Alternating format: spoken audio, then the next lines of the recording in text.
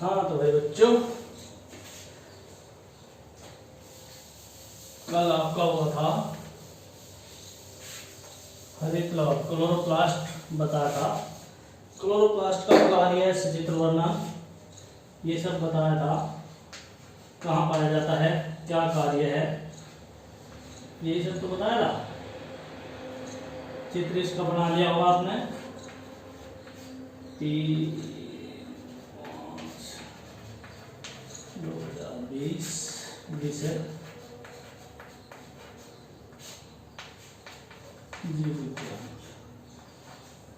जीव विज्ञान कक्षा 9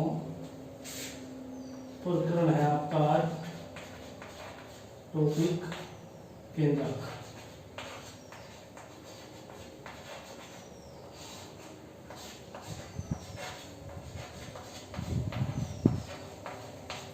न्यूक्लियस। बात करते हैं केंद्रक की। कहाँ पाया जाता है? सभी कोशिकाओं में, चाहे वो प्रोकैरियोटिक हो चाहे यूकैरियोटिक हो, एक केंद्रक अवश्य पाया जाता है। प्रोकैरियोटिक कोशिकाओं में जो केंद्रक पाया जाता है उसके चारों ओर केंद्रक कला नहीं होती, लेकिन जो प्रोकैरियोटिक यूकैरियोटिक कोशिकाएं होती हैं उनमें उसमें केंद्रक जो होता है उसके चारों ओर दोहरी झिल्ली की कोशिका केंद्र झिल्ली या कला अवश्य होती है। इसलिए इसे सुविकसित या विकसित केंद्रक कहते हैं। और केंद्रक की खोज सर्वप्रथम रॉबर्ट ब्राउन नाम के वैज्ञानिक हुए। उन्होंने 1831 ईस्वी में करी थी। 1831 ईस्वी में। ये सभी जो यूकैरियोटिक कोशिकाएं होती है उनमें गोल या अंडाकार दोहरी झिल्ली, इकाई झिल्ली से घिरी संरचना होती है जिसे केंद्रक कहते हैं। केंद्रक के 4 मुख्य भाग होते हैं। पहला, 4 मुख्य भाग है केंद्रक के। 4 मुख्य भाग होते हैं। पहला आपका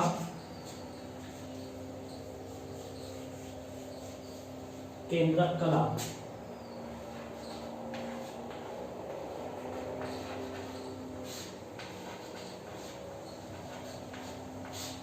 केंद्रक कला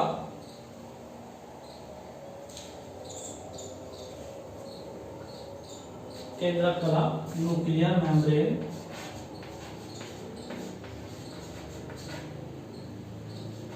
MEMBRANE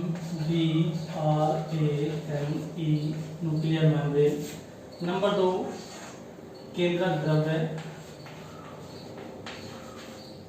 केंद्रक द्रव्य, केंद्रक के अंदर जो तरल पदार्थ भरा रहता है उसे केंद्रक द्रव्य कहते हैं।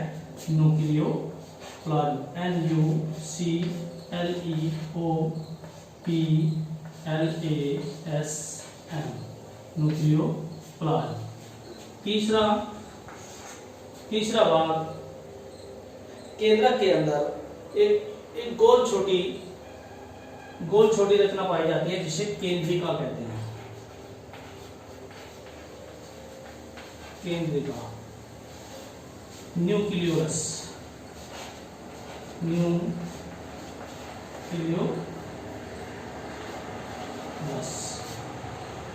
चौथा और मुख्य भाग केंद्रक का क्रोमैटिन धागे।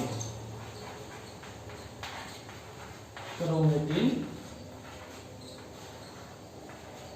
धागे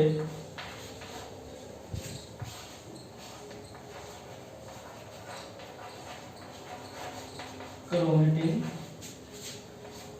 थ्रेड्स।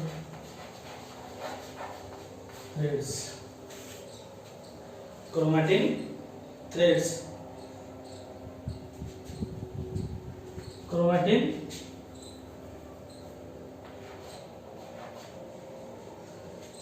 थ्रेड्स।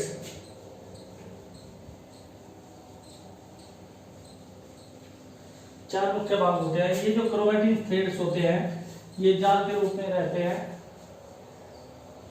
कोशिका विभाजन के समय ये धागे स्पष्ट और मोटे हो जाते हैं, जिन्हें हम फिर गुणसूत्र कहने लगते हैं। तो ये 4 मुख्य भाग होते हैं केंद्रक के: केंद्रक कला, केंद्रक द्रव्य, केंद्रिका, क्रोमैटिन, धागे।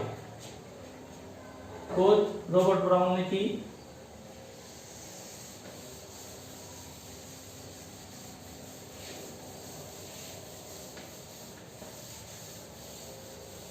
अब हम इसका डायग्राम बनाएंगे। गोल या अंडाकार होती है,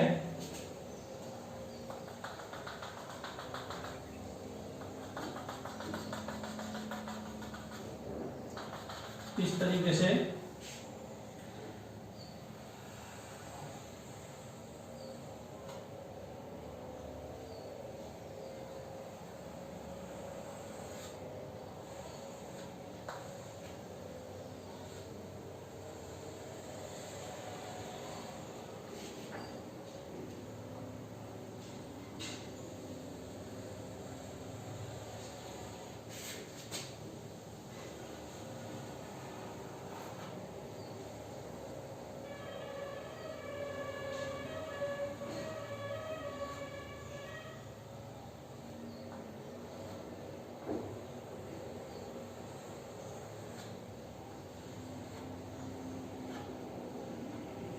सब बच्चे मेरे साथ साथ बनाएंगे।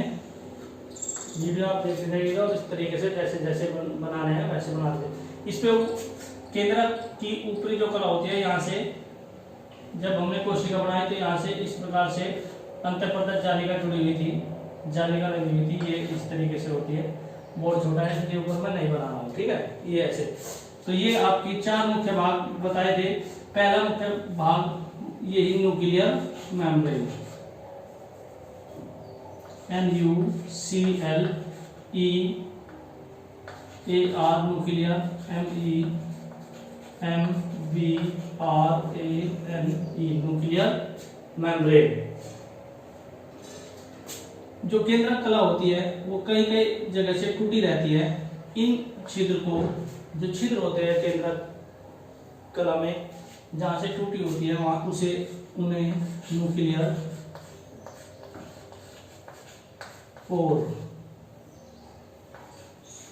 ठीक, न्यूक्लियर पोर बोलते हैं।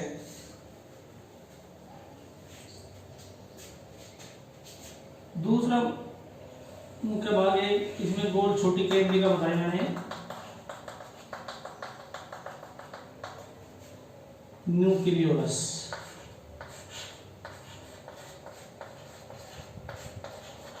न्यूक्लियोलस एक मुख्य भाग आपको इसमें तरल पदार्थ भरा जाता है।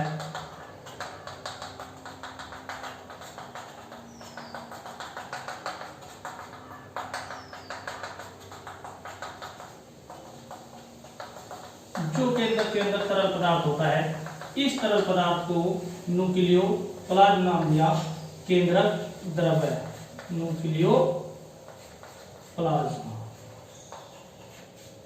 न्यूक्लियोप्लाज्म और धागे जैसी संरचनाएं पाई जाती है। ये आपके न्यूक्लियो प्रोटीन के बने होते हैं, DNA और RNA और हिस्टोन प्रोटीन के जो धागे समान जाल फैला रहता है। इनको हम क्रोमैटिन थ्रेड कहते हैं। क्रोमैटिन थ्रेड,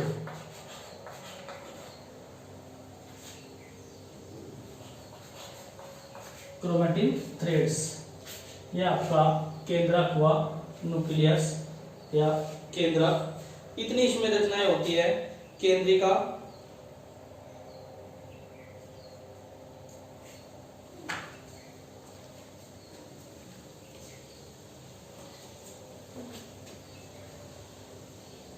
ये समझ में आया। 4 मुख्य भाग होते हैं। पहला न्यूक्लियर मेम्ब्रेन, दूसरा केंद्रिका, तीसरा न्यूक्लियोप्लाज्म और चौथा क्रोमैटिन थ्रेड्स। इसके बाद ये बना लीजिएगा इसका कार्य। कार्य क्या हुआ? कार्य, पहला कार्य क्या है? क्या कार्य करता है?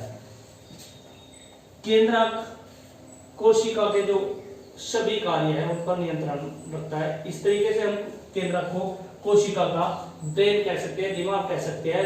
कोशिका की सभी क्रियाओं पर नियंत्रण केंद्रक रखता है। तो कोशिका के अंदर जितने भी कार्य होते हैं, जितने भी क्रियाएं होती है, उन सब का नियंत्रण, सभी जैव क्रियाओं का नियंत्रण कौन करता है? जैव क्रियाओं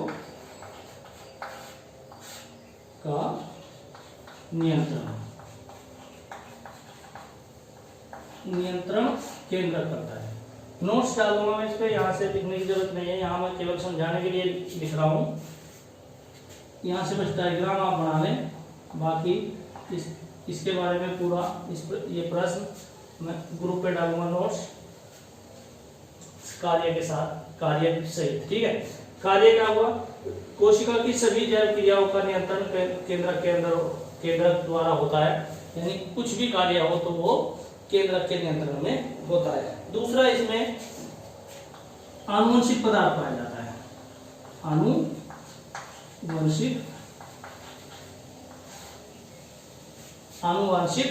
पदार्थ इसमें पाया जाता है। ठीक,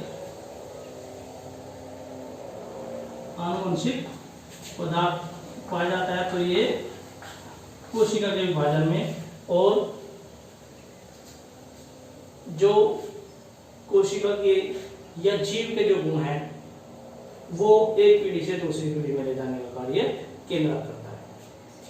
ठीक है। तीसरा, कैसे भाई, जो सारे जो हमारे आनुवंशिक गुण है जो एक पीढ़ी से दूसरी पीढ़ी में जाते हैं, माता पिता से संतान को प्राप्त होते हैं, वो सारे ही गुणसूत्रों में पाए जाते हैं। और ये गुणसूत्र कहाँ पे है? केंद्रक के अंदर। तो केंद्रक के द्वारा ही एक पीढ़ी से दूसरी पीढ़ी में गुण पहुंचते हैं। तीसरा आपका कोशिका विभाजन। कोशिका विभाजन के लिए भी केंद्रक उत्तरदायी है। कोशिका विभाजन, इसके लिए भी आपका केंद्रक ही उत्तरदायी होता है। तो ये सब कार्य हुए केंद्रक के। आपका तो केंद्रक के बारे में समझ में आया। केंद्रक की खोज रॉबर्ट ब्राउन ने की 1831 में। सभी प्रोकैरियोटिक और यूकैरियोटिक कोशिकाओं में पाया जाता है। प्रोकैरियोटिक कोशिकाओं में जो केंद्रक पाया जाता है उसके चारों ओर ये जो केंद्रक कलाएं हैं ये नहीं पाई जाती। केंद्रक का जो मटेरियल या पदार्थ होता है वो कोशिका में ऐसे, कोशिका द्रव्य में ऐसे ही बिखरा रहता है। लेकिन यूकैरियोटिक जो कोशिकाएं होती है उनमें एक सुविकसित केंद्रक पाया जाता है। इस प्रकार से आपका ये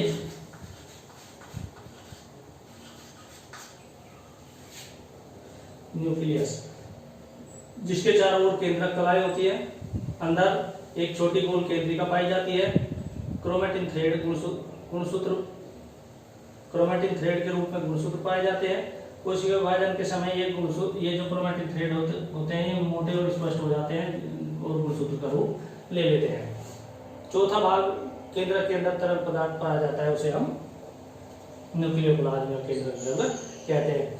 कार्य इसका बताया मैंने आपको, सभी कोशिका में होने वाली सभी जैविक क्रियाओं का, जितनी भी क्रियाएं होती है उन सब का नियंत्रण केंद्रक के अंदर होता है, केंद्रक के नियंत्रण में रहता है। दूसरा, इसमें आनुवंशिक पदार्थ है, तो ये आपके जो भी लक्षण है एक पीढ़ी से दूसरी पीढ़ी में ले जाने के लिए वो केंद्रक उत्तरदायी है। तीसरा इसका कार्य है कोशिका विभाजन है। एक दो और है जो मैं आपको ग्रुप पे डाल दूंगा नोट्स, यहाँ से चित्र बना लीजिएगा, बाकी ये सब कर लीजिएगा। ठीक है।